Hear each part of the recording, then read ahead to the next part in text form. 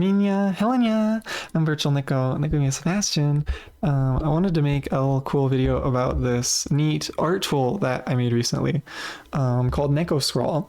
So what I landed on is I essentially ended up by accident making a like opposite of AI art tool, as in it gives you the prompt and you're the one that has to draw it, which I thought was kind of funny. So anyway, let's start. I wanted to talk about my thought process and like the ideas I had when making this tool. First of all, I thought it would just be fun. I like making stuff and cool little projects and games. I mean, you saw Worm Game, right? Stuff like that. You know, I like making these neat little like test tools and I don't know, yeah, projects and stuff. But this one in particular, I did want to make because I've been having like sort of a problem recently. Or maybe for a while, where like it was so hard to like get started working on art, right? And I know the trick of like, oh, work on it for 5 minutes, and I like, you know, I do that and then I stop after the 5 minutes. You know, it doesn't work on me anymore. But anyway, so my thought here was like, okay, so maybe if I can't work on like stuff I actually want to work on at a reasonable pace, maybe I can make something instead that's like lower stakes, I guess. So, you know, the art you make with this tool is not like fantastic, at least that I make with it. I'm sure you can make something great if you really put your mind to it. But like the stuff that I make with it is like really not that, you know, high level. It's like, it was just fine. Like that's the point, is the point is it's like so low fidelity that, you know, no matter what you do, it's going to be like, oh, okay, you know, that was made in NekoScrawl. We can tell by looking at it. You know what I mean? Which again was kind of my goal in that, you know, you don't have to worry like, oh, but this art may be used in the future for a model and that model will appear in a video. And what if I misdraw a pixel and the lines are outside the colors are outside the lines? I don't know. If you feel so worried and like tense, kind of similar to like, you know, how you feel if you have like a Minecraft Forever world, it's like, you know, oh, but in the future this will be, and like what if, and you know, and it's like, don't worry about it, right? You know, NekoScrawl, if you refresh the page, it's all gone anyway, so you might as well just like, you know, have fun with it, practice a little bit. Of course you can download or screenshot or whatever, share if you want, because you can make pretty cool stuff in it, you know. And I think that was the other thing I wanted to do, is like, you know, just have a cool little thing where we can all like, you know, make silly little art together with. I don't know, I thought that would be a neat thing to do. I don't know. Anyway, so with the like initial thought process out of the way, I did want to talk just like a high level, super bird's eye view of how the tech works. I think what I'm going to do is I'm going to talk about this and I'll show stuff in the background like when it's relevant. So what do we got? So it is made in JavaScript, so it runs in the web. That's for my web projects. I do that. The way I got the drawing to work, and this is special, is I have a dual canvas setup. So the canvas is the thing that like draws all the pixels of the screen and stuff. And the reason I did this is because I tried for a Worm Game. I wanted to make it run on mobile. Should be easy enough, right? Nope. Well, I mean, it is easy enough, but on itch, it doesn't work on mobile. And that's because the scaling. So you have to scale the screen. So what it is I have one big canvas that scales to the whole screen, right? That's just like where you can see the tools and stuff. You can see all these like the cursor hovering icon and whatever.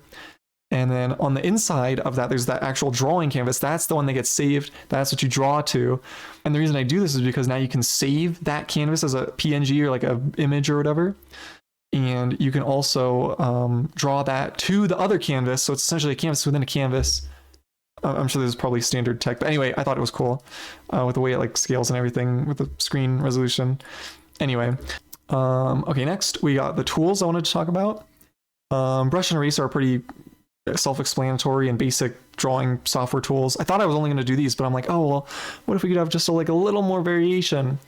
So the things I settled on was the watercolor brush. And what this essentially does is let you simulate more colors by blending multiple colors together. Or even just a color with white if you have like, you know, a single color. Like the daily like prompts love to give you just one color and like good luck. It essentially gives you a little more variety, a little more leeway and freedom, like the option to blend this color and that color. It lets you blend, you know, a base color with just the background. And it essentially gives you some tones, again, some leeway. I'm repeating myself. I think that was a good idea.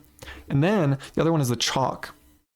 So originally, I wanted a texture brush that it would be like you could draw a zebra line print, or you could draw, vertical or diagonal lines, or like, crisscross or plaid or stuff like that. I thought that is what I wanted. And you could choose like in the colors, maybe it would give you like the different, instead of colors, it would be different like patterns to draw with. I don't think that was a good idea. I'm glad I stuck with the chalk, or ended up with the chalk. I think the reason why is it was just going to be hard to implement, and like the math for it, and like making it overlap, and then implementing all the different textures that I wanted to have without making them feel samey. Because like if you use the texture in an art, there's only like 5 textures, and another person uses that same texture you used, it's like, oh, it's the same texture. Like obviously, it feels like it adds to laziness and removes creativity. Which is not what I want. I want to add to creativity, and like, I mean, laziness is fine, but I don't want to remove creativity. I want it to like, if you're going to make a pattern, draw it yourself kind of deal, if you can. I don't know. I thought that was the plan. But the reason chalk is good is because it gives you this like texture that is versatile, but it's also not like binding. Like you could draw different textures with it. It also lets you simulate like a finer level of detail than you otherwise could with just the brush. Instead of having to draw every pixel of a grass tuft, or like fur or hair or whatever, which the prompts seem to like giving more often than you would expect for some reason. But anyway, then the chalk is the tool for that, and I think that was a hugely good decision. And I'm happy with the tools that we got. And of course, there's a download button. That's not really a tool. Anyway, other thing we got is the prompt, the random prompt. This is pretty simple. It's just you have a list of nouns, a list of adjectives. It puts them together. You don't have any sentence creation. You don't have any fancy, this word before the next, but what if you have to add the plural? Adjective, noun. It pretty much like always works pretty darn well. And sometimes it comes up with funny ones, and that's like part of the process. Initially, I wanted to have it such that it would like find a list somewhere, like you'd scour the internet, or like there'd be some master list on like, a dictionary website being like, hey, here's the list of all English nouns, all English adjectives. That was too hard to do. And like the ones I found, they were like copyrighted. I'm like, what the heck? And also adding like a online like server connection component to this, I didn't really like, because like, what if that site goes down, or what if they change their HTML, CSS layout? Like, I didn't want to deal with it. And so one morning I'm like, okay, I sat down and I wrote down a list of every single noun, every single adjective that I could think of that would be fun to draw. And those are the nouns and adjectives we now see in NekoScrawl, and that's how it works. So the last thing is the way that the prompt, the colors are randomly generated. So of course we know you have the daily, which is the same every day, or the same on the same day, but the next day is a different one, and the next day is a different one, but it's the same on each individual day. If you do it 2 times on the same day, it's the same one. Do you know what I mean? Why is this so hard to explain? Okay. And then the random just gives a random every time you click it. That part's easy. But the daily one is interesting. It's actually similar code to my other game, Sneko Slayers, where I have this daily like combat arena thing, and it randomly generates, and I wanted it to be the same every day. And the way I accomplish that is with a pseudo random number generator.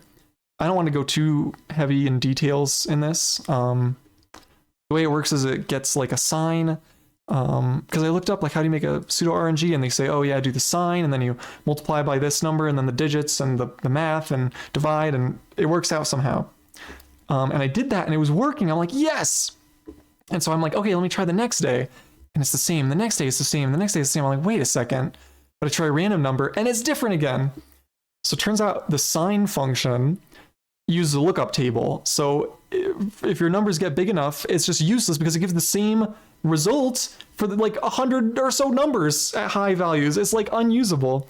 So anyway, I ended up implementing my own like pseudo fake sign. It doesn't work at all, by the way, as sign, but it does work as what's it called? Like a pseudo RNG. You plug it in and it works. And I figured that out on Sneko Slayer, so I was able to port it into this project and work for this project's daily like setup, which I thought was cool. So that determines the prompt and the random colors you get and the number of the colors you get. So it's like a multifaceted thing. And so that's why we get the situations where some days you'll have like one color and it's like, what the heck, it's screwing me. But again, it's like, you know, limitations breed creativity, whatever. Yeah, and other days you'll get like a bajillion, you know, you get 10 colors and you're like, what am I going to do with this? There's only 200 pixels. It's like, there's like 15 colors per pixel, you know, like there's too many colors. It's a small canvas. I don't know. Anyway, I use Notepad++ to code it. I'll try to include a GitHub link as well for those interested. Now, there's just some random additional stuff. The one thing I thought was cool is how limitations breed creativity, like I said before 15 seconds ago. I thought this would be a cool core tenet of the engine, of the tool rather, being that it's not too many options to be overwhelming. Like I think, you know, on the scale, this tool is on the one end. On the other end, you have like Krita, and even farther, maybe you have Photoshop and like GIMP and stuff. You know, I think of these tools, like when I did use like Photoshop, you know, I use like what, 10 options, but there's like 10 menus, and each menu has like 30 menus, a drop-down list the size of your freaking monitor, and each of those drop-downs has a drop-down list of its own. Like there must be like hundreds or thousands of options in these softwares. That's crazy.